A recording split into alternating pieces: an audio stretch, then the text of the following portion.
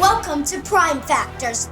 This week, Thomas Pelham-Holles, Part 2. Hip, hip! Hip, hip! Hip, hip!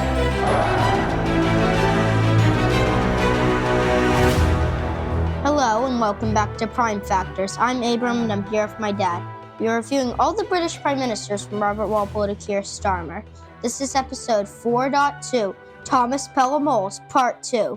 See, I can read it slower. We're not in a hurry, Abram. Yes, we are. I want to get to the rating. Don't forget that you can find us at Apple Podcasts, Spotify, YouTube, and at www.primefactorspodcast.com. If you enjoy listening, please like, subscribe, comment, and review. We want more people to listen because otherwise, spend our weekends at the park and Dad will want me to learn to ride a bike. Biking is fun. Podcasting is better and you fall down less. That's true, I guess. And this time we're recording at home for the first time since Robert Walpole Part 1. That's okay. Still have Cavendish, Vermont to look forward to. Yeah, and a couple after that. But this is our anniversary episode. It's number 10. Can you believe that? And we're only in the 4th Prime Minister. So many left to go. So many left to go. But this feels big. It's like, are you proud of making it to 10? Yep. Did you think we'd make it to 10? I wanted to, but I wasn't sure if we would. What about you? I don't know. I wasn't sure if maybe you'd get bored of learning about prime ministers. Abram, are you still having fun? Yep. Okay.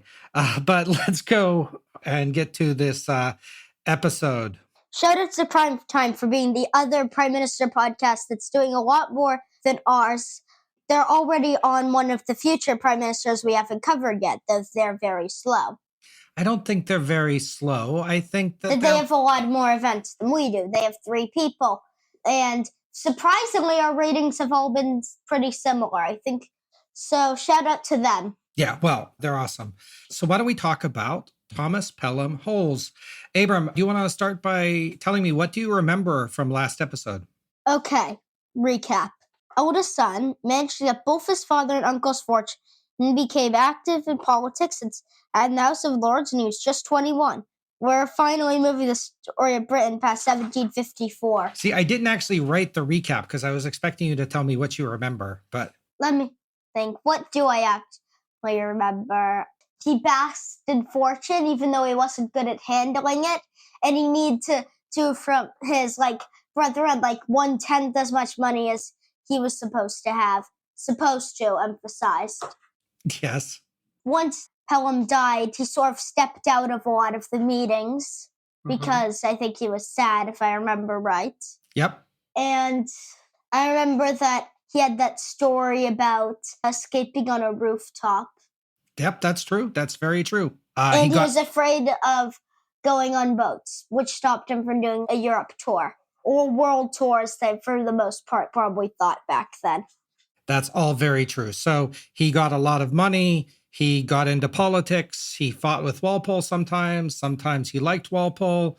He basically slowly advanced up through the ranks. Before his brother became prime minister, he became Secretary of State, first with Townsend and then without Townsend. And after his brother became prime minister, he was super important. But now his brother died. And he is going to go and be prime minister now.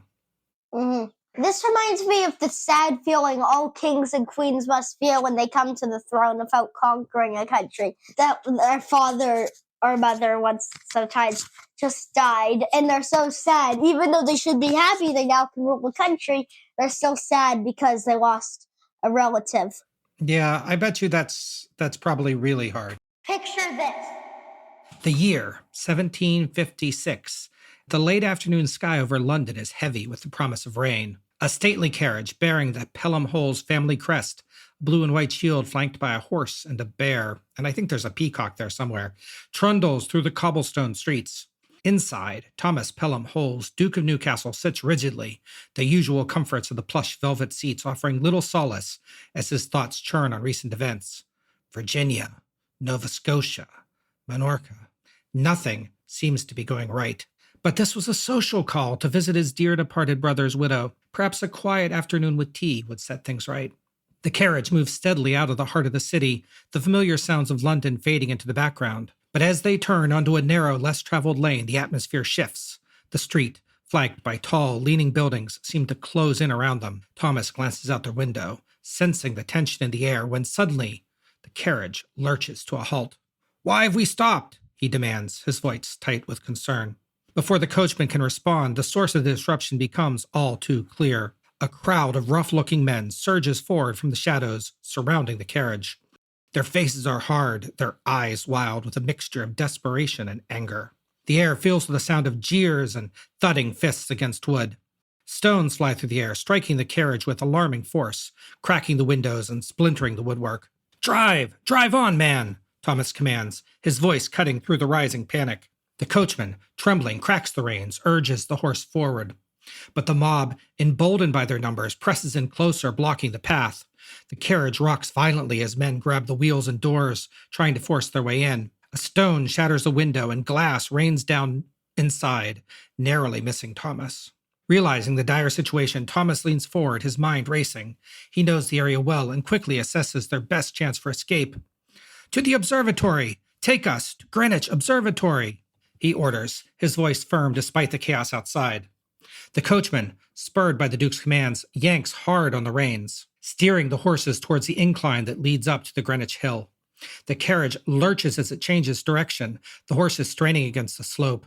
The mob, momentarily thrown off balance, gives chase, their shouts growing more distant as the carriage gains speed.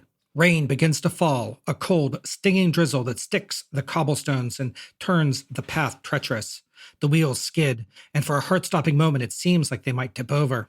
But the coachman, skilled and determined, managed to keep them upright, urging the horses on. Through a misty haze of rain, the Greenwich Observatory comes into view, a solid, imposing structure perched on top of the hill, its lanterns glowing faintly against the darkening sky. The Duke's heart pounds in his chest, but he feels a glimmer of hope as they near the gates. The mob, now far behind, continues to shout and hurl stones, but the carriage is out of their reach. With one final effort, the coachman drives the carriage through the open gates of the observatory, the iron bars clanging shut behind them, cutting off the noise of the pursuing crowd. Inside the safety of the observatory grounds, the carriage comes to a shuddering stop. Thomas, his face pale but composed, steps out and surveys the damage. The Pelham-Holles crest remained on the door, though scratched and battered. How'd you like that? Good. Good? And now, part 13, Prime Minister. What? We're starting at part 13 already? Of course. These are supposed to be one long episode that we just cut into 2 parts. Okay, that makes sense. But can we at least get rid of the part numbers? That's okay. Prime Minister. So after the period of mourning for his brother ended, Thomas Pelham-Holles became First Lord of the Treasury and therefore Prime Minister. This happened on March 16th, 1754.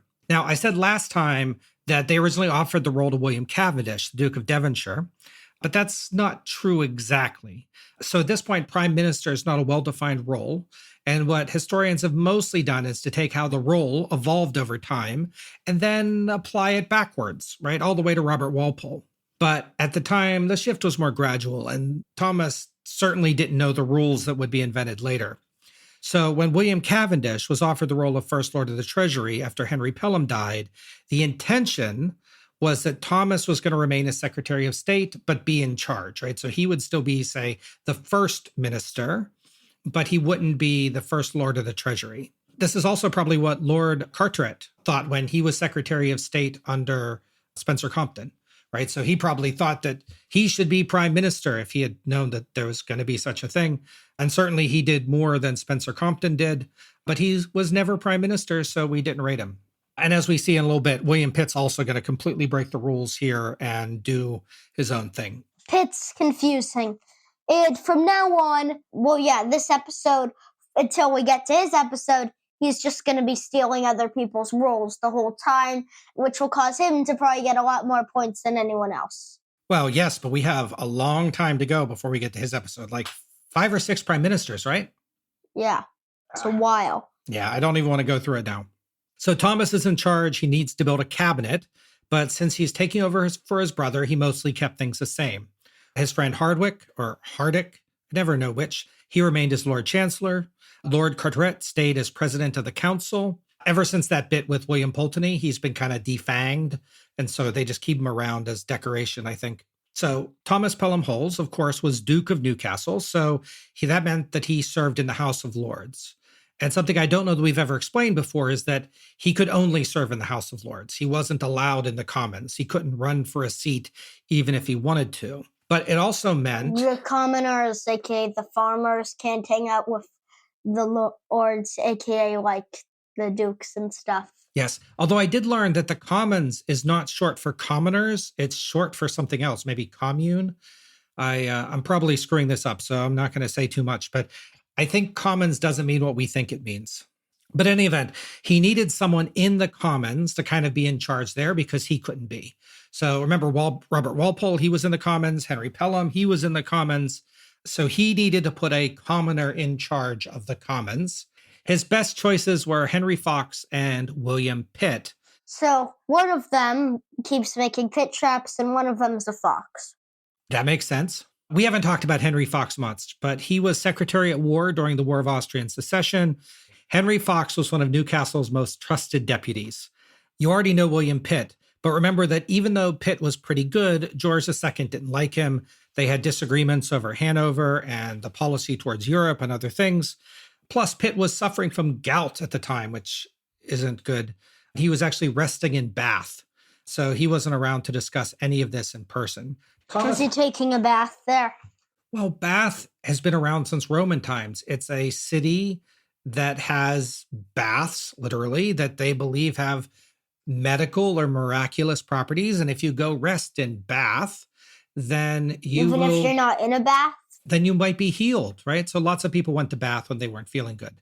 In fact, we talked last time, Thomas Pelham-Holles' wife, the Duchess of Newcastle, she's going to spend, or she has been spending a lot of time in Bath because she suffers from many illnesses. And that's a place that you go when you suffer from illnesses. Anyway, Thomas first offered the role of leader of the House of Commons to Henry Fox. Fox accepted, but he didn't realize that Thomas actually was stripping the role of all of its authority. And basically, he just would have been Thomas's puppet in the House of Commons. So 2 days later, when he realized, he said, no, I am not going to just be your puppet. And he resigned. So as a compromise, Thomas picked a guy named Sir Thomas Robinson to be in charge of the House of Commons. He was an ambassador. He helped with the Treaty of Aix-la-Chapelle. I'm guessing he's a robin. He might be a robin if we have this animal theme today. The point is that Sir Thomas Robinson wasn't a good, strong candidate. He wasn't popular, and he upset lots of people, including Fox and Pitt, because it showed that Newcastle really just wanted men that he could control and not men that would do a good job. And that actually might have been the point, right? We mentioned last time, Thomas Pelham-Holles believed that the real power should have been in the House of Lords, not the House of Commons. So by appointing a less good person in the House of Commons, he might have thought that he could reduce the role there.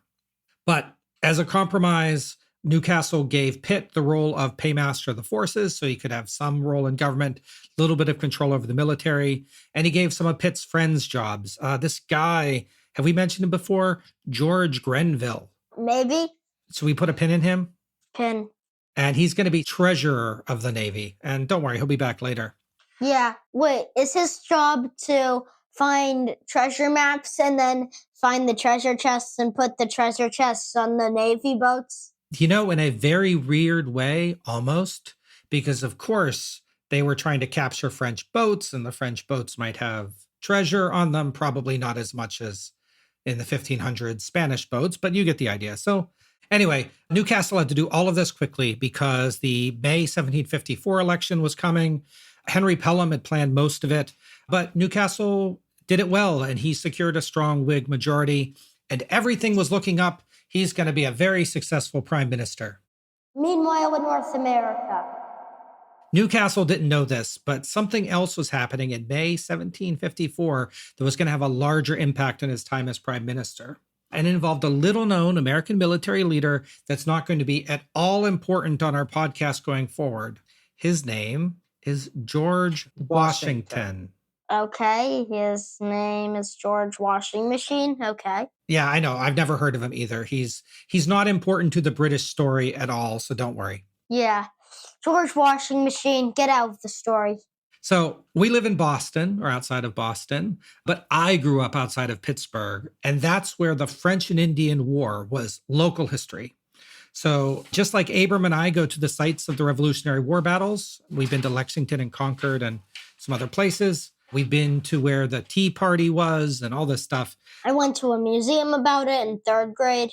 Yes. So the story of Pittsburgh, as its name might suggest, is steeped in the history of what we're about to talk about. So that's a lot just for me to say that this is kind of an important story to me. So, Abram, let me give you a map. By the 1740s, right, Britain had colonies up and down the East Coast, obviously from Nova Scotia down to Georgia, right? So most of those colonies had charters that had a bit of an ambiguous western border. So the British were basically pushing west, although there was some Appalachian Mountains in the way. And some of the colonies, like Virginia, for example, had extremely expansive charters that basically said they controlled everything. If I remember right, the Virginia charter, if taken literally, would mean that Virginia controlled everything northwest of it, including all of Western Canada and Alaska. So if you can imagine what that alternate history would look like. The French at this point had just lost Nova Scotia in 1713, but they still had all their Acadian territories along the St. Lawrence River in Canada, including where Montreal is, but essentially all of the Great Lakes region and beyond. From their base of operations in New Orleans at the mouth of the Mississippi River, they controlled up through the central part of the country just west of all those British colonies. So most of that wasn't heavily settled, but there are some places you might know that have already been founded by the French. Biloxi, Mississippi, 1699, Mobile, Alabama, 1702, New Orleans, 1718, and Baton Rouge, 1720. You haven't been to any of those places. Ha ha. Your parents have, but Not me. But the tensions were not just between the British and the French, right? The colonies themselves had conflicting claims. So Western Pennsylvania, where Pittsburgh is, was claimed by both Virginia and Pennsylvania. So this meant that even though the French had claims just to the west, each colony also wanted to settle the new land first, right? So if Virginia settled Western Pennsylvania, then maybe they would get that land instead of Pennsylvania.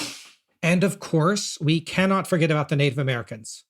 The Six Nations of the Iroquois were rapidly becoming a dominant power in the Great Lakes region, and they generally favored the British, while the Shawnee and Algonquin-speaking tribes, plus the Cherokee, generally favored the French and wanted to keep the British out. So we have French and British and colonial ideas. It's a terrible soup, Abram. I don't like soup, so all soups are like that. That's true. You don't like soup. So in 1749, the British Crown granted land to what would become Western Pennsylvania to the Ohio Company of Virginia. The deal was they needed to scout it out, build a fort, and they had to settle 100 families in order to lock in this claim and make the deal official. So in 1753, the governor of Virginia sent an unimportant person named Major George Washington. You mean George Washing Machine? To the site to scout it out. He found a great spot for a city or maybe a fort where the Allegheny and Monongahela rivers meet to form the Ohio River, where the Ohio would eventually flow into the Mississippi. I get goosebumps just thinking about it. He sent word back to Virginia and started letting any French people that he found in the area know that this was now Virginian/British territory and they needed to leave. As part of the deal, the Virginia militia started to build a fort at the site where the rivers met. This fort, initially called Trent's Fort, after the fur trader and militia captain William Trent, but it was officially to be called Fort Prince George after the future George III. Now, unfortunately, the French discovered the fort before it was completed. Messages were quickly sent through the forest warning of an impending attack. The troops of the fort, they tried to build as fast as they could, but Captain Trent was away to get supplies, and Lieutenant Colonel Washington, he got a promotion, hadn't arrived yet. So the leader of the fort at the time was a guy named Edward Ward, and he was kind of like a low-ranking person in the militia. The French arrived on April 18th, 1754, and they gave the British 1 hour to pack up and go. Ward asked the French to wait until his boss, Trent, returned, but they said no. He asked, will you just give us till tomorrow? And the French said, yes, or oui, or something. The commander invited Ward to dinner. They had a nice dinner. The commander admired their carpentry tools. By all accounts, they had a good conversation that didn't involve politics. And the following morning, they didn't really have a battle so much as the French just sort of claimed the place and the British left. That's the most peaceful way to conquer a fort. It is very peaceful. They had dinner. If only the rest of It's the more war. like, can I have that now instead of conquering it? If only the rest of the war would go so well. The French are going to call this fort Fort Duquesne. But remember that Washington was already on his way. He stumbled onto a French encampment May 28th, 1754. That's about a month later. He attacked. He defeated the French force and killed their commander, a guy by the name of Joseph Coulon de Jumonville, at what we now call the Battle of Jumonville Glen. But historians aren't really certain what happened here. Some say that Washington surprised the French while they were sleeping, or that they attacked while they were reading a message that he had sent. It's very unclear. And also, Britain and France aren't really at war yet.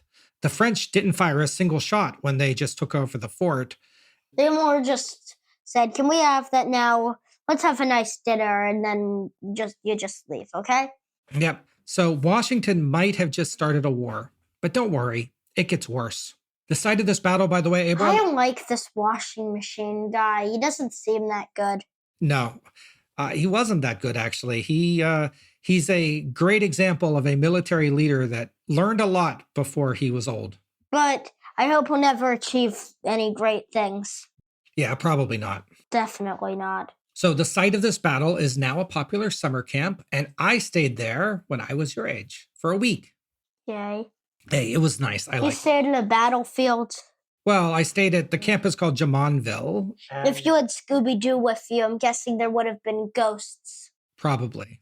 So, having poked that French bear, Washington fled and built Fort Necessity, where he would attempt to defend from a French counterattack. Unfortunately, Jumonville's brother was the leader of the troops at Fort Duquesne, and he was a little mad. So, on July 3rd, the French forces attacked Washington and defeated him easily. Washington was forced to sign a surrender document in which he admitted that he assassinated Jumonville and essentially massacred the troops there. And as far as these things go back then, this was a war crime. Whether he had intended to or not, George Washington just lit the match that would become the 7 Years' War. Preparing for war. In July 1754, news of Washington's battle reached London, including the admission that he massacred a French force in the woods of Pennsylvania. The same message, of course, was on its way to Paris. Have you ever heard the term casus belli, Abram?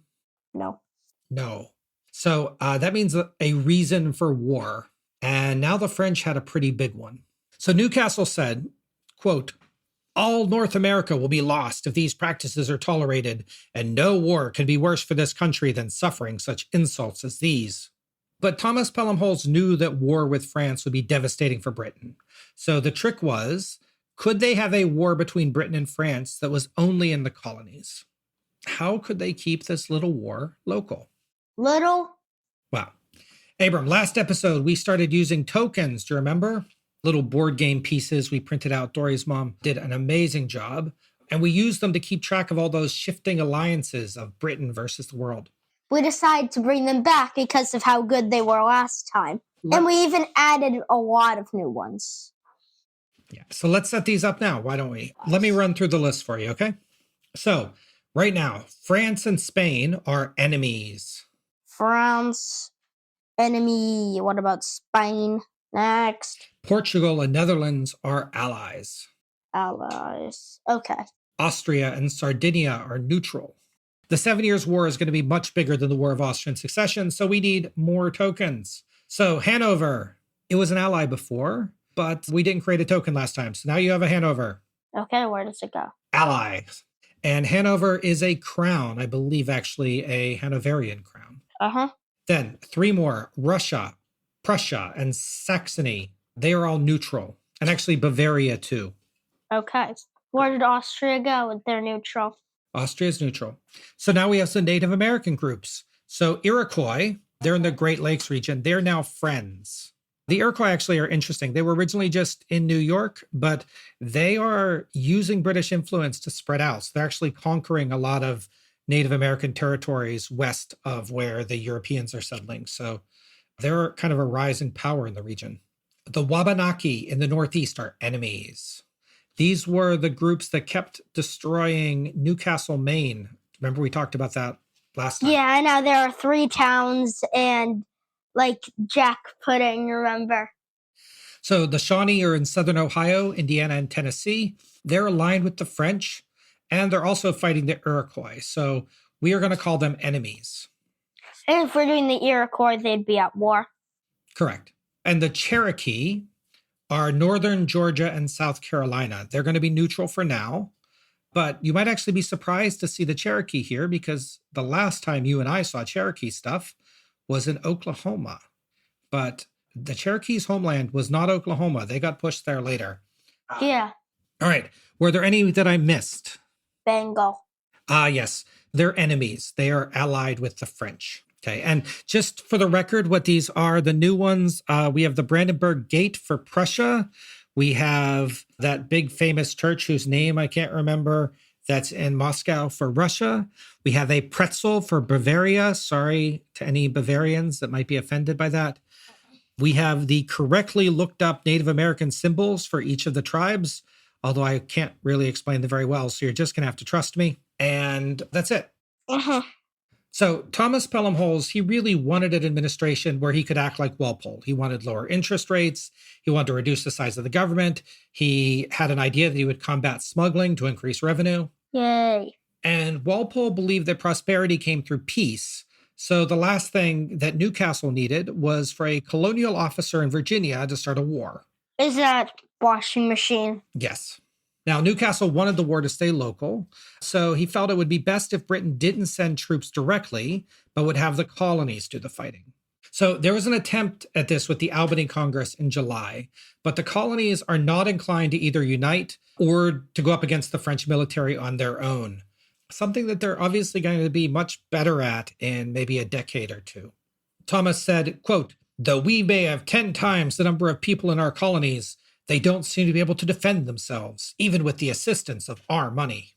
So Newcastle asked for the Duke of Cumberland, that's Prince George Augustus, King George's second son, to join the cabinet meetings to help decide what to do. He was an instrumental leader both in the War of Austrian Succession, and he was the one that beat back the Jacobite army when Bonnie Prince Charlie had marched south.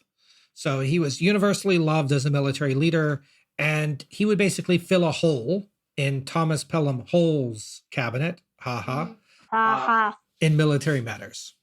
Under his direction, Britain was going to send troops under somebody named General Edward Braddock to North America. He'd pick up forces already stationed in Nova Scotia and bring about 1,500 trained men to fight the French. But Newcastle, Thomas Pelham-Holles, was nervous about this. He didn't want to spend that much money. He wrote, quote, "We must do it as cheaply and inoffensively as we can."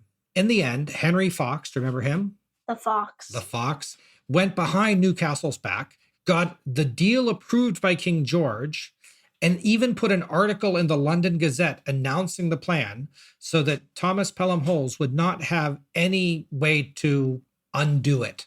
Honestly, he's not showing himself to be a very good leader that somebody like Henry Fox could go around his back like that. Yeah, I think Henry Fox is currently the main antagonist. Maybe so.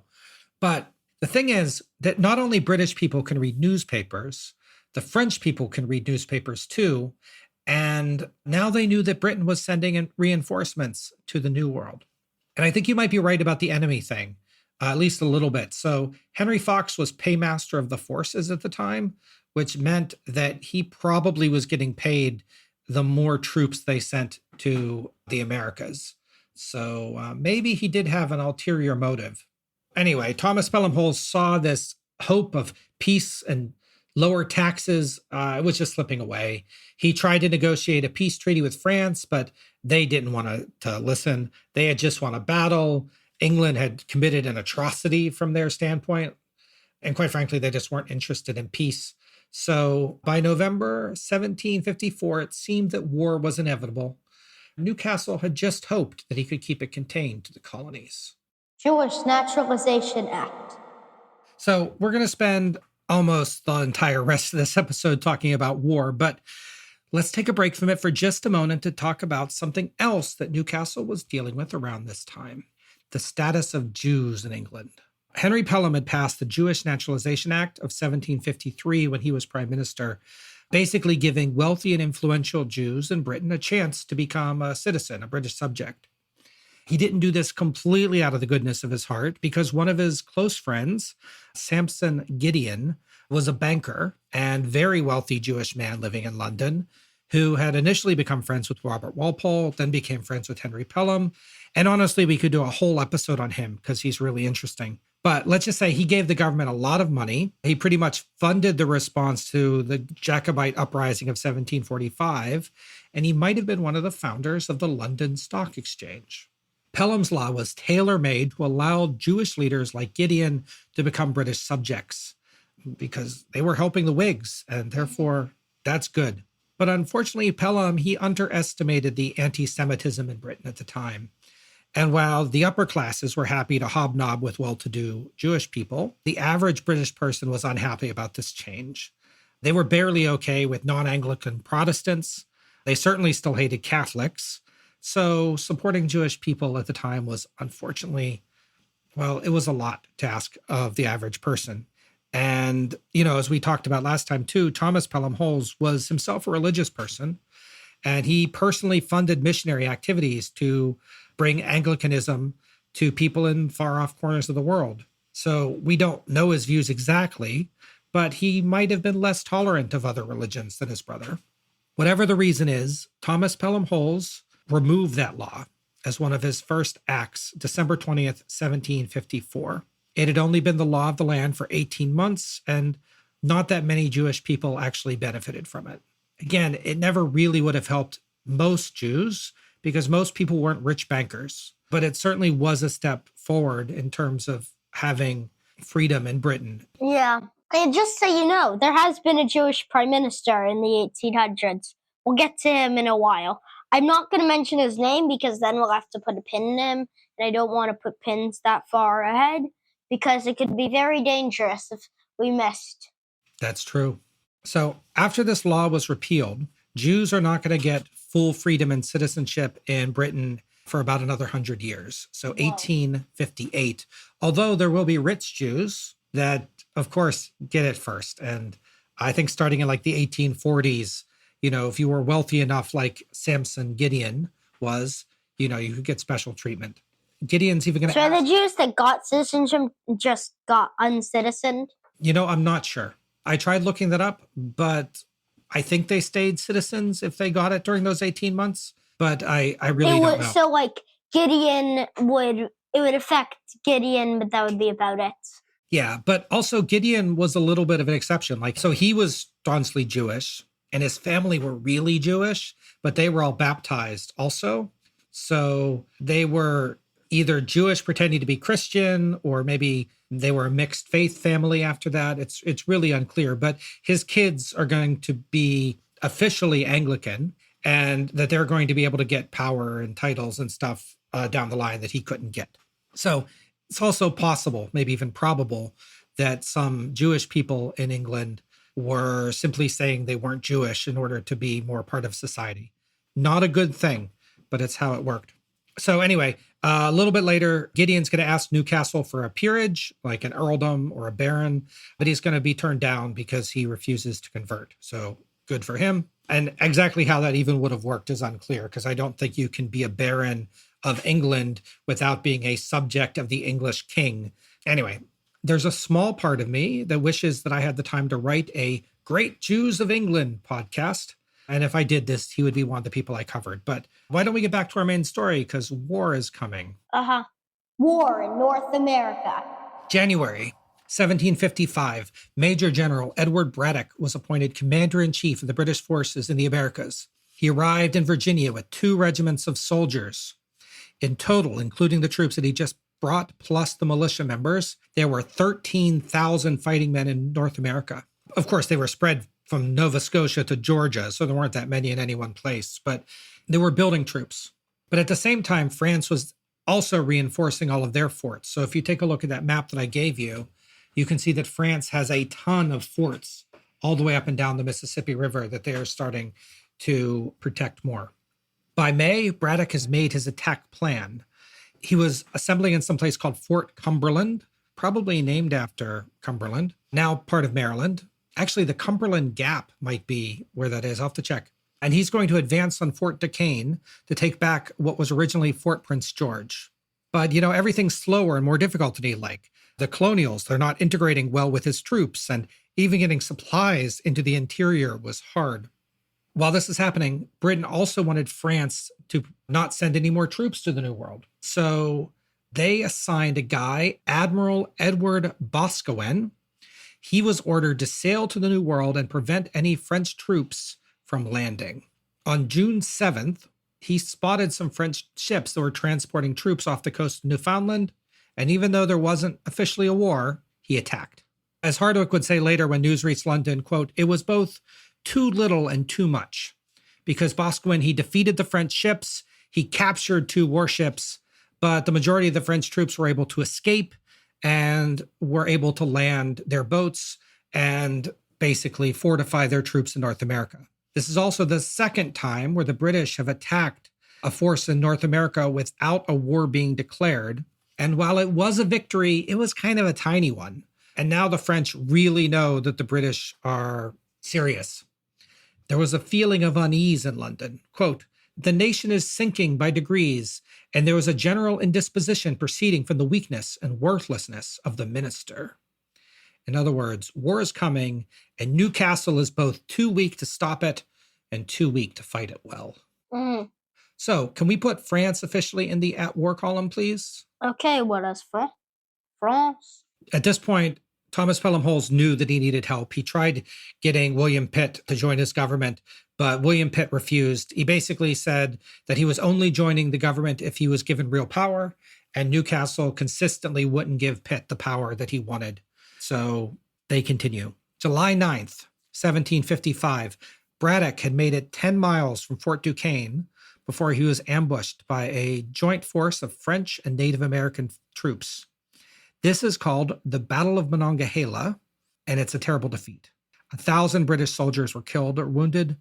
Braddock himself was wounded, but died a few days later while the army was retreating, and they eventually got back to Philadelphia. Can you please put the Wabanaki and the Shawnee into the at war column? Okay, where are they? Okay. Thanks to Braddock's defeat, the western border between the British and the French areas are now completely open, and the French over the next couple months are just going to be taking pot shots, freely raiding into British territory. There's nobody that can stop them, right? The British are really losing this war, and there's a real risk that the French armies can just march east and start attacking the heartland of the British colonies. They were scared, to say the least, and, well, sometimes scared people do bad things. In August, the Newcastle government started what they called the Great Expulsion in their Canadian territories. So remember that they had taken over French Acadia, part of it, in 1713, and all those people that were living there were now British subjects. But most of them were still French and Catholic, and Newcastle wanted to make sure that they didn't revolt against him and basically take over Nova Scotia out from under him. So the British basically expelled all the French Catholics from Nova Scotia, anyone that might have had French sympathies. A lot of them had to flee into the woods or to other American colonies or other French-held areas. It's really just, maybe it's a good idea, but the idea of just kicking out an entire people from where they live, I mean, it's terrible. Now, you've heard of some of these people because some Acadians that made it all the way to New Orleans took on a slightly different name. Do you know what it is? No, The Cajuns. never heard of them. What? You've never heard of like Cajun food? No. Wow, I'm such a bad parent. Anyway, none of this is taught in American schools much, but I'm told that this is like huge in Canadian schools. It's called Le Grand Dérangement in French. This is a big deal. But anyway, the war continues in North America. In September, the French attempt to invade eastern New York, but they're stopped at the British at Lake George, which is just north of Albany. The British attempt to seize Fort Niagara, which I assume is near the falls and near modern Buffalo, but they're pushed back. Thomas Pelham-Holles knew that he still needed help. He still tried to get William Pitt in, but Pitt kept saying no. He said, quote, he knew the Duke of Newcastle was a great liar. Instead, Newcastle had to go back to and partner up again with Henry Fox. That Fox. He can't be trusted. And Henry Fox is going to be now in charge of the Commons because otherwise Newcastle can't get any of his bills passed. So what had started as a skirmish in Pennsylvania was now having fighting throughout the Northeast, but it was still going to get worse. War comes to Europe. So while all of this was happening in North America, Newcastle was planning what would happen if France decided that this wasn't just going to be a North American problem. And he wasn't the only one concerned, actually. So spring 1755, George II traveled to Hanover himself to oversee preparation of the territorial defense for a French invasion. He puts Cumberland in charge of the Regency Council, which now includes Thomas Pelham-Holles, Fox, and others. So Austria actually offered to protect Hanover if Britain would station more troops in the Netherlands, but Britain refused. So Newcastle spent months trying to tie up new alliances and agreements. So with Russia, he made a deal that Russia would station troops on the border with Prussia if Prussia attacked Britain or Hanover. Then Russia would enter the war. So we'll put Russia in the Allies column. Okay. Now, Saxony and Bavaria both refused to agree to a new treaty with Britain, but Newcastle was able to get a deal with Hesse-Kassel. So I think Saxony and Bavaria will stay in neutral. And I don't think we printed a Hesse-Kassel, did we? Why? As I think it wasn't on the list that I gave your mother, and we already have too many of these. But that's where the Hessian troops come from that are going to be very famous in the American Revolutionary War. Mm-hmm. Once we get to the American Revolution, we'll definitely have one of them. So thanks in part to that Russian treaty, Prussia is going to sign an agreement to be neutral in the case of a war with France. So this actually really upsets Russia because all Russia wanted was a war with Prussia. So move Russia back to neutral. But Prussia is now friends. So Prussia is now friends.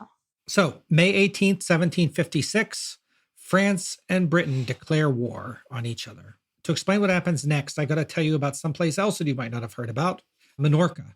So Minorca, it's a Balearic island off the coast of Spain in the Mediterranean.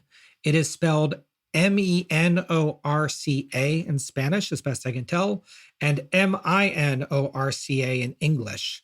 There's another island, literally the next one over, called Mallorca, Mallorca, but that's a different region. And if you spend an hour researching that island, it will be wrong. So don't do that. Not that yes, I did. I'm sorry. You did that. Yes, I did. So the island has a history of being captured and recaptured over hundreds of years. It's been controlled by the Byzantines, the Caliphate of Cordoba, Kingdom of Aragon, and eventually part of Spain. Aragon. It was a kingdom in Spain. So we talked about the history of Jews earlier, and actually this island is famous for being a haven for Jews, and then for expelling all the Jews, and then being a haven for Jews. It was tough to be a Jewish person back then. So Minorca was captured by the British in the War of Spanish Succession in 1708, and it was made officially a British possession at the end of that war in the Treaty of Utrecht. Like Gibraltar, it's a way for Britain to extend their influence far into the Mediterranean, despite Britain being a North Atlantic power. Britain established a new capital and a naval base at a place called Port Mahon on the island's east coast. Newcastle and the British government knew that Minorca was going to be a weak point because it's just so close to Spain and so close to France that in March 1756, Newcastle, Thomas Pelham-Holles, sent 10 ships under a guy by the name of Admiral John Byng, and he had special orders. Bing, bing, bing. If he found the French to be sending ships to the New World from there, he was going to try to stop them. If not, he would sail to Minorca, make sure it was okay, before patrolling the French coast around Toulon, France, which is, I think, near Marseille. But Henry Fox argued, this isn't enough ships. But as usual, Thomas Pelham-Holles, he was concerned about money, and he only approved 10. So Byng was supposed to stop at Gibraltar to pick up more troops on the way, but for whatever reason, he went straight to Minorca. He did manage to pick up a couple more ships along the way, but he discovered the worst, actually, that when he arrived, the island had been nearly conquered. The French controlled all of it, with only a small British garrison holding out at a place called St. Philip's Castle in Port Mahon. As soon as London realized this, Newcastle agreed to send more ships, but at that point, it's far, far too late. So on May 20th, 1756, Admiral Byng attacked Port Mahon to try to relieve the British troops there. He had at this point 14 ships of the line, which are long sailing ships that were used to fire in a line, and 7 frigates, while the French had a similar but slightly smaller fleet. For whatever reason, Byng attacked, but he was very cautious. Like, he did not do this battle very well. 0 French ships were sunk, and his ships took heavy damage. 48 British sailors were killed, 162 wounded, and then he ran away. He sailed back to Gibraltar. Without anyone to help them, that small British garrison that were holding out in that castle got defeated, and France completely took over the island. This was a national embarrassment. Byng was accused of being a bad leader. He was accused of being a coward. George II said, quote, "This man will not fight." Byng was relieved of command, but worse, he was arrested. He didn't just do a bad job, in their opinion. He did a treasonously bad job. And Thomas Pelham-Holles made it worse. He actually prevented information that could be used to justify Byng's not fighting hard enough from getting out. There was a rumor that disease had weakened Byng's crew, and so he didn't have as many sailors as he should have had. Thomas Pelham-Holles kept that information from getting out. There was a rumor that the ships were in disrepair. Thomas Pelham-Holles prevented that from getting out. Anything that would give Byng a reason not to have won that battle was censored by the Newcastle government. And why did he do that? Well, Thomas needed a scapegoat. At this point, everything was going badly in his life, right? France was winning the war in North America. The French and native troops were raiding the colonies. They could easily invade the East Coast within days or weeks or months. The only naval battle that they had won in Nova Scotia was barely a win. They captured 2 ships, and all the rest of them managed to get away, including all their troops. And now, Minorca, one of their most important outposts in the Mediterranean, had fallen. Because of Fox. That Fox really should have been the one to have gotten arrested. Fox said, "You should send more ships." So is Newcastle. It unfortunately is Newcastle trying to win the war on the cheap and not sending enough ships. So Fox was the good guy there. Yes, as it turns out. Well, whether he's a good guy or a bad guy, he was more right. We'll just leave it at that. Newcastle promised that Byng would, quote, "be hanged" for not doing enough to prevent the French from taking the island. I almost wonder if he was worried that if Byng didn't get hanged for this, that maybe he would. But if Byng doesn't get hanged, he won't. So why are you hanging Byng? Well, Thomas Pelham-Holles is worried that his terrible judgment over the beginning of this war is going to cost him. And he said, as I said, "Lord, pity me alone as I am in this distress." Right? He is super scared right now. And everyone's mad at him. In September 1756, while traveling by carriage to visit Lady Catherine Pelham, that's Henry Pelham's wife, or his widow, his carriage was attacked by a mob that threw dirt and rocks. That's our picture of this at the beginning. Those people that attacked his carriage were so angry that he was failing the country that they actually demanded his carriage driver take him to the Tower of London instead of where he was going. And that's why he fled to the Greenwich Observatory, because literally there are people in the streets that are attacking him because he's doing such a bad job as prime minister. Henry Fox said, "I quit. I'm not going to be involved in this disaster." So Thomas Pelham-Holles tried one more time to bring Pitt back into government, and Pitt agreed to come, but only on one condition. Newcastle had to quit. So Thomas, he tried some other things. He tried to convince Lord Carteret to become prime minister instead. He said no. So November 11th, 1756, Thomas Pelham-Holles resigned as First Lord of the Treasury. There was no choice. William Pitt was coming in. He was going out. On the way out, George II granted him a second dukedom, kind of like a going away present. So previously, he was the Duke of Newcastle upon Tyne, and now he's also Duke of Newcastle under Lyne. That's weird. Yeah, so he's always going to be called Newcastle. He always was called Newcastle, but now he's Newcastle twice. But Newcastle wasn't ready to retire. He refused his pension, and So he didn't accept the second. he took the title. And actually, the title was made specially so that if Newcastle were to die, the second Newcastle title would go to his nephew that he liked. I think his name was Henry Clinton, the Earl of Lincoln. I don't have that in my notes, so if I misremembered, then I'm sorry, but I'm pretty sure that's who it was. But he's out of power. Out of office. We're going to look at William Cavendish's ministry in our next episode, but just be aware that William Pitt's going to be pulling the strings. He was the one that made the arrangement that Cavendish, the Duke of Devonshire, would be the First Lord of the Treasury, while William Pitt's going to be Secretary of State for the Southern Department. Pitt's going to focus on the war effort, while Cavendish runs the rest of the government. We'll discuss this again later, but as I said, William Pitt breaks the rules of prime ministers. He's never going to be First Lord of the Treasury, but he's still going to be more or less in charge multiple times, including with Cavendish and Pelham-Holles and potentially others. So Thomas, he spent his first time out of government for like 4 decades, relaxing as best he could. It was still war. He couldn't relax too much. But he also kept a network of informers in the government so that he would know what was going on. It wasn't actually long before George II and the Duke of Cumberland became unhappy with Pitt, right? So Pitt has this thing where he keeps making George II unhappy. So George II basically tries to bring Newcastle back. And he could come back with Pitt or he can come back with Fox, but they can never come to terms. Eventually, George II gives up, tries to make this guy named Lord Waldegrave prime minister for a couple days. He fails. Cavendish comes back. He only is back for like a week. And then finally, they come to an agreement. And we'll get into all these details probably in our next 2 episodes. But they come to an agreement and Newcastle, Thomas Pelham-Holles, returns to office. You should know that a couple things happened during that brief period. Just to cover it, in March 1757, Admiral Byng was killed, and Newcastle was one of the ones that argued that he should be killed for losing Minorca. How is Minorca that important, though? I mean, it's like losing Gibraltar, right? It's like in the middle of the Mediterranean, right? Yeah. No, Gibraltar is not in the middle of the Mediterranean. How many times do I have to show you that map?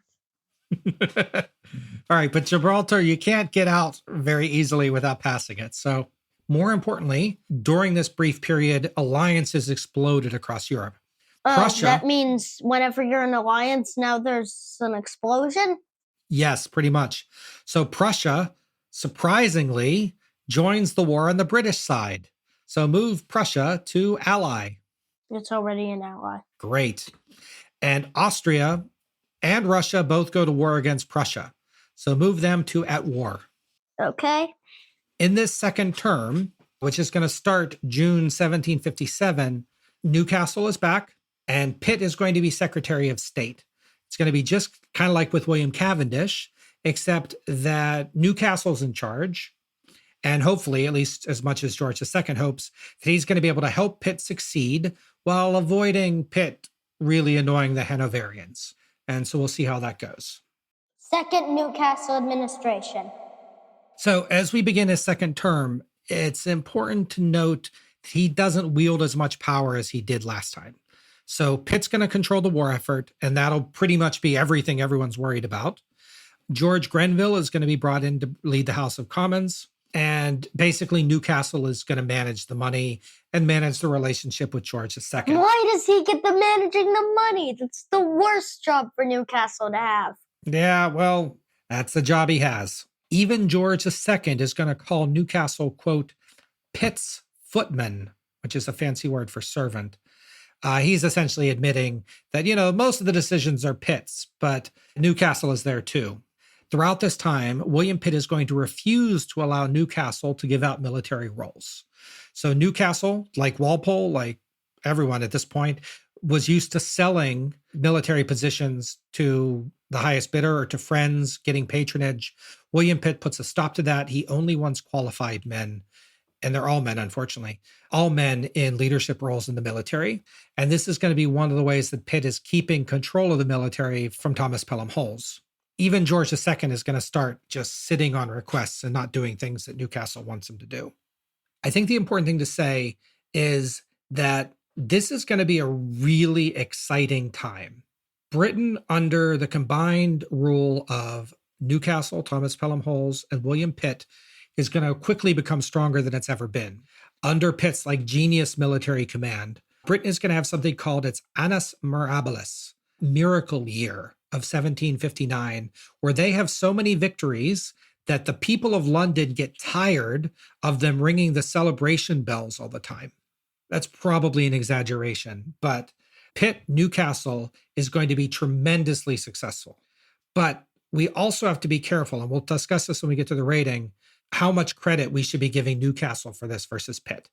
I think we should give Pitt, say they're 10 out of 10, and Newcastle 5.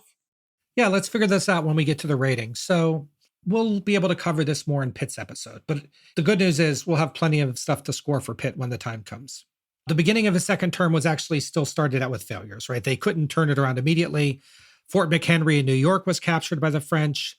The Native Americans that were with the French, although I'm not sure which group, actually massacred all the British troops after they surrendered. That was a terrible atrocity. It was very bad. At the Battle of Hassenbeck in Europe, actually, I need you to... Oh, you are sitting. That's good. The French have just captured Hanover. That isn't good. That isn't good. Imagine how King George would feel. Correct. And in fact, Britain signs a treaty called the Convention of Klosterzeven, which agrees to give Hanover to France. Would you please put Hanover in the, not really the at war column, but maybe you put it in the dead column? Wait, which means, does that mean George is now only in England? Yep. He's still king of, or elector, or whatever he was of Hanover, but Hanover is currently not under control. The Duke of Cumberland, having suffered this loss, right? He lost to the French. He lost his homeland, essentially. He resigns. He just quits. God. He can't deal. Then the Russians defeat the Prussians at the Battle of Gross-Jagersdorf. But this is when things start to turn around for the British. And Pitt embarks on a strategy of global war. He essentially has Britain attack all French things everywhere. So in September, I need you to put Bengal into the at war column. But in September, the British East India Company attack the French possessions in India, basically defeating the French-backed government in the Bengal region. And over the next 2 years, Britain is going to pretty much completely kick France out of India, taking over much of what will become British India. In Africa, Britain is going to capture a small country that you've never heard of called Senegal. I've heard of that. From the French. In fact, they're going to be starting to fight for other French possessions. Is that how Britain claims the river and France claims everything else? There's going to be a couple of battles and they're going to have different things claimed. I think that you're right that there is a distinction there between Senegal and the Gambia. The Gambia refers to the country, not the river, but it very well could just refer to the river because that's basically the country. But in any event, this is where Britain manages to capture Senegal. So in North America, things start to go better too. After June 8th, Britain successfully puts Louisburg under siege, that's in the St. Lawrence River, prevents the French from sending more troops to North American territories. The British managed to capture Fort Frontenac on Lake Ontario and Fort Duquesne, and they renamed Fort Duquesne something else called Fort Pitt.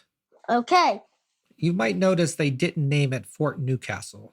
Yeah. That isn't to say that everything was victory. Britain tried an amphibious invasion of France from the north. So they tried to bring some frogs into France and have them lick people, poisonous frogs. Something very like that, and it didn't work. What is it actually that? No, an amphibious attack means that it's troops that are coming off of boats to directly attack on land. It's not frogs coming off of boats that are poisonous to lick people. Correct. The French forces defeated the British at a place called Fort Ticonderoga, but the tide had shifted. And even though the tide had shifted, Newcastle is constantly complaining that the war is too expensive, and he's pushing for a peace treaty with France, while Pitt just wants to keep fighting and keep winning. Pitt hears that Newcastle might be secretly negotiating a peace treaty with France behind his back. He threatens to kill him. He says, quote, "I believe, for if you did negotiate a peace treaty with France, you would not be able to walk the streets at night without a guard." Whoa. So over the following months, Pitt keeps winning. He captures Guadeloupe in the Caribbean. He captures Quebec City. They march on Montreal. In November 1759, the British discovered an invasion fleet off the coast of Brittany, and they destroy it, preventing France from invading Britain.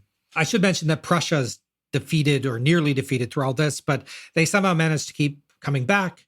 And that allows Austria and Russia to kind of be stuck dealing with Prussia and not dealing with Britain, which is good for them because they can focus on France. The French at this point convince the Cherokee to attack on their side, and they begin to raid the southern colonies. So will you put the Cherokee in the at war column? Okay. Good news. On July 31st, 1760, British and Prussian forces together managed to retake Hanover, expelling the French. Bye-bye, French. So Hanover can return to be an ally. It's no longer in the dead area with Savoy. So the war, terribly expensive, but it is going very well. But now that his homeland is finally secure, George II passes away. And on October 25th, 1760... Guess who the new king is? Guess what his name is? It's George. Of course it's George. They can't think of any other names. Well, they tried to, but Frederick died. Yeah, it is George. His 22-year-old grandson, now called George III. You might know him from American history, known as a very bad king, though I don't think he actually was that. In horrible histories, which George is the third? The crazy one. Why do they call him the crazy one? You can't just use 10 years of his life and make it all they ever talk about. That's true. He was only crazy at the end, right? Yeah, why do they? I feel like they should have associated with the American Revolution more than him being crazy. Well, it's not my choice. Horrible Histories, if you're watching, please hear our complaint. King George III. King George III wasn't like King George II. He was born in Britain. He was raised as British. He didn't speak German as his first language, and he mostly didn't care about Hanover. He also didn't care for the Whig government, and he already had a favorite, supporter and ally, Lord Bute, the groom of the stool. Originally, it was somebody that would watch Henry VIII in the bathroom. But at this point, I think the position has gotten a little bit more refined. A lot of these roles no longer exactly match what they're called. So just like George I immediately kicked out the Tories when he came to power, George III really wants to bring in leaders that are more aligned with his point of view. But unlike his great-grandfather, he's in the middle of a war, so doing that now would be bad. Newcastle considered resigning, but he was convinced to stay on. There was a new election that had to happen when there was a new king, and he needed to use his Whig patronage magic to ensure that the House of Commons kept a Whig majority. But at this point, George III, unlike George II, he was ready to start seeking peace. The war was costing £20 million a year, about $7 billion a year today. And they had captured more than enough territory, he thought, that they could get a good peace deal. George III was also much more focused on North America than Europe. So he didn't really care about the Prussian, Russian, Austrian stuff. He just wanted to make sure that the colonies were secure. He's famous for going against that later on. Well, irony of ironies, the fact that he thought the colonies were most important doesn't mean that he didn't still lose them. Don't spoil it. Sorry, spoilers. So, on March 25th, 1761, George III decided that this miraculous pairing of Newcastle and Pitt had to come to an end. He put Lord Bute in charge of the war effort. He made him Secretary of State of the Northern Department, and Pitt very soon afterwards resigns. Newcastle also considers resigning, but he decides against it. And Lord Bute doesn't force him out. He says, quote, he will let the old man have a year or two more of his political life. In other words, he's keeping Newcastle around, not because Newcastle is strong, but because he wants to. Britain was still winning things, of course. They just captured Montreal. They just captured Dominica. The Cherokee were just defeated, so you can put them back in neutral if you like. Cherokee are defeated? Dead or no? No, they're still around. They're just now not at war, so you can put them in neutral. Okay. But France was getting desperate. So who that Britain is usually at war with is not currently in this war? Spain. France and Spain sign a peace treaty called the Pacte de Familia because the two leaders are now cousins, Charles III of Spain and Louis XV of France. They sign this family treaty. Spain declares war on Britain. Please move Spain to the at war column. Wait, is everyone here still at war? Yeah, they're all still at war. Whoa, Britain versus everyone truly now. Britain versus everyone. And what does Spain do as soon as they declare war? They invade Portugal. I think Portugal is already considered an ally. Yep. But now Britain is having to divert troops in order to protect Portugal. It's not too long before Newcastle and Bute have a disagreement they can't get by. Bute was asking for £1 million to continue the war effort. Newcastle thought it would take £2 million. They have an argument. They go to George III. Can't they just have the middle right in between though? You would think, but they don't. They have an argument. George III says, "Oh, I like my Lord Bute. He wins." Newcastle is so angry that he resigns. And in fact, it turns out that Bute was right. It only cost whatever he was doing, cost £1 million. So he was right and Newcastle Bute wasn't. will get points for that, I think. Probably. But just saying, that's about the only thing he'll get points for. He's considered a very bad prime minister. We'll find out, but we're going to cover the rest of the war in his episode. I think his part 2 maybe could start with when George III comes in, because it would make, I think, more sense. Well, I don't know if he's going to get a part 2. We'll see. So he probably won't, but... We'll see.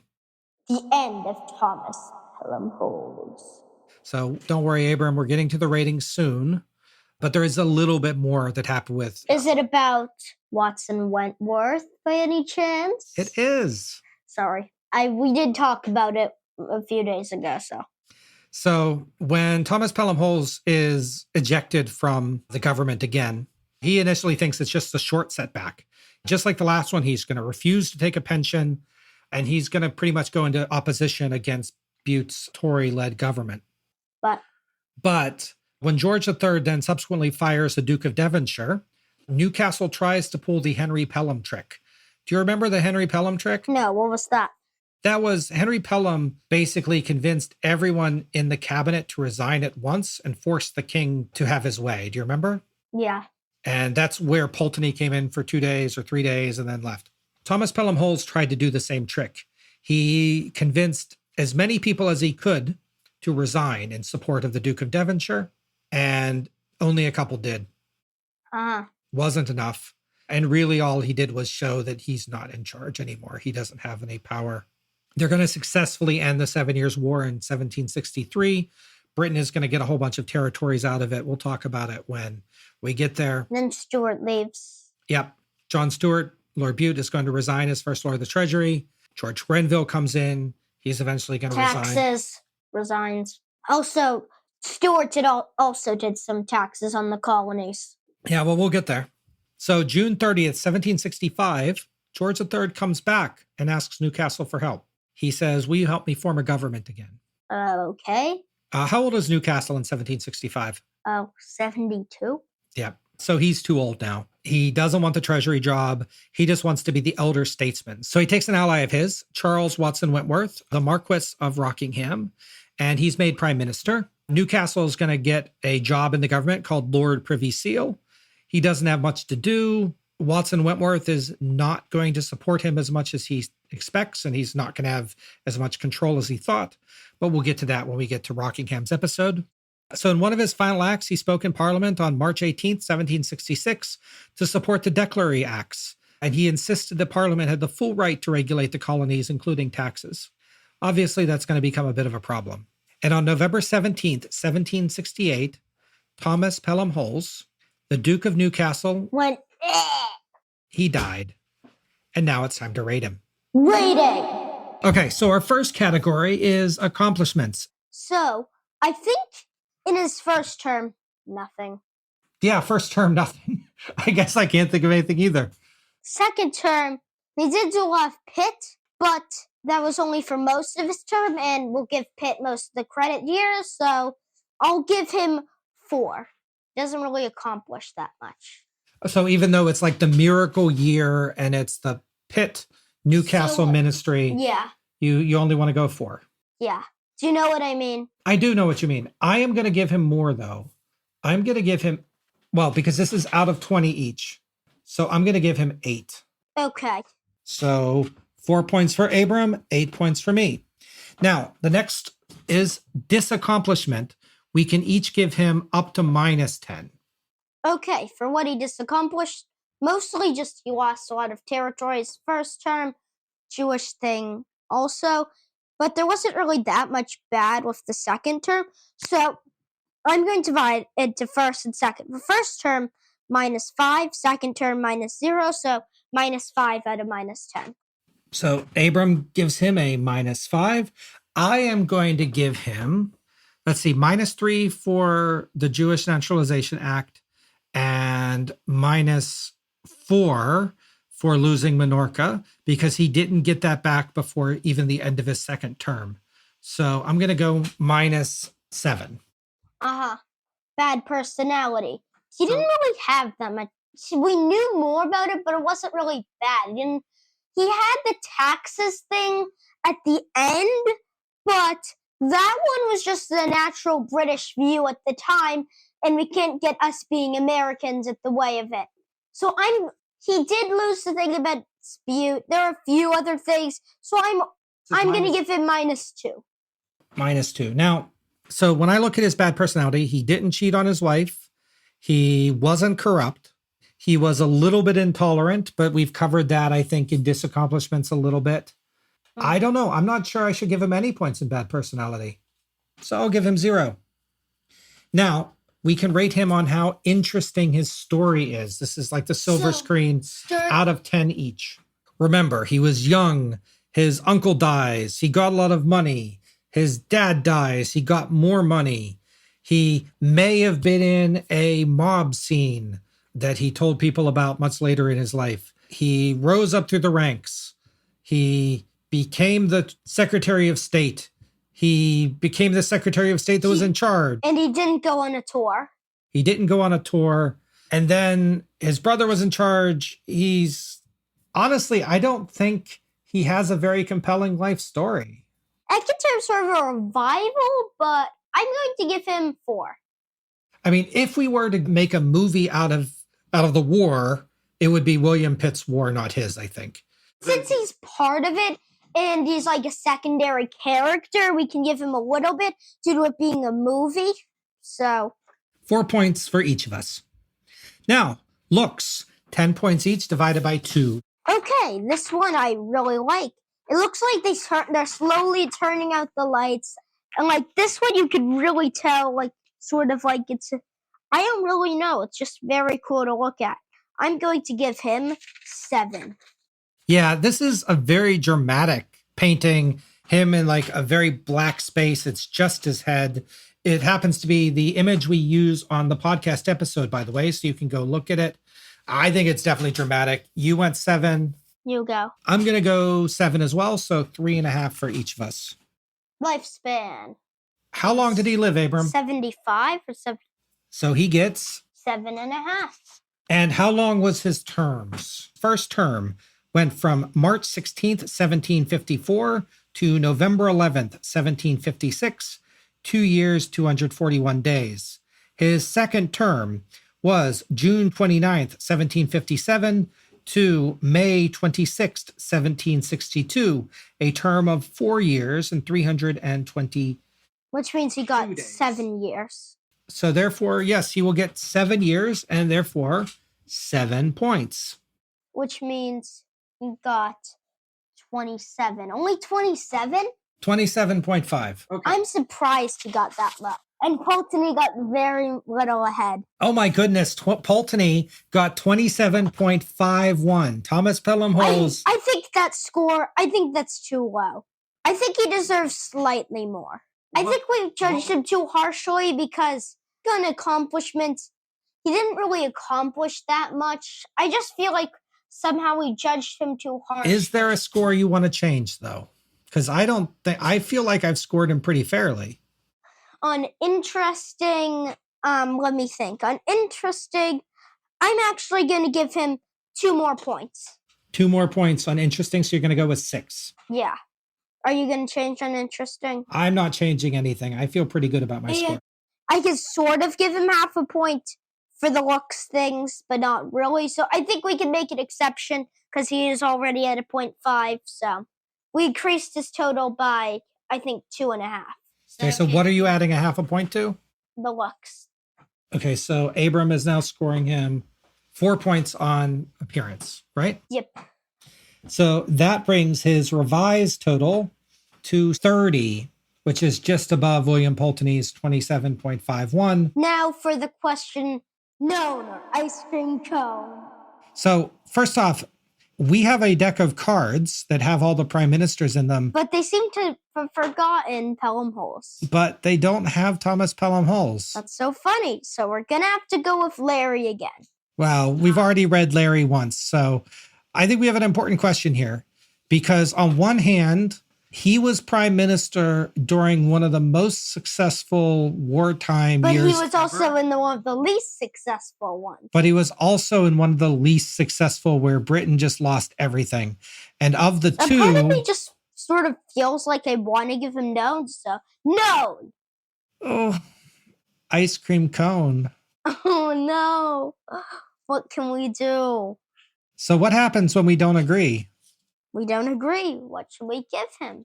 So does he get like half known, or do we have to flip a coin, or does Flip he? a coin. I just don't know what to do. Like, we never thought this out.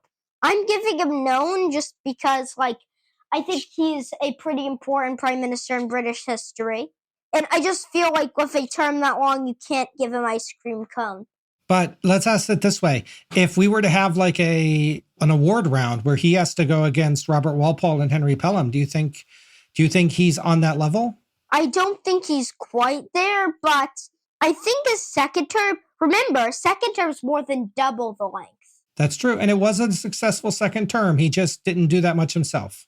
So I am not changing it. I'm still giving him no. All right. Well, I've decided that since this is a podcast that I do with my son, if we disagree, we go with what he said. Hello, Joe from the future here. Off mic, Abram and I have continued to discuss the known or ice cream cone for Thomas Pelham-Holles, and I've completely come around to Abram's point of view. Newcastle wasn't a great leader on his own, but neither was William Pitt. In fact, William Pitt had tremendous difficulty ever successfully working with George II on his own. It was only the combination of Newcastle acting as a mediator and arbiter for William Pitt, where the two of them found the most success and ultimately were able to have some of the greatest victories in the 7 Years' War. So given that, perhaps we haven't been giving Thomas Pelham-Holles enough credit, and I now embrace it. He should be known. Back to the show. So congratulations, Thomas Pelham-Holles. You are officially known. With that, we've finished our episode. Abram, did you have a good time? Yep. I had a good time too. And next time, we're going to be in Cavendish, Vermont. Yep, they'll probably come out in about 2 weeks or 3 weeks from now. It'll be about Cavendish. It'll probably only be one part. And I look forward to researching him. So thank you all for joining us tonight. Don't forget to like and subscribe. That's it. Say goodnight, Abram. Good night.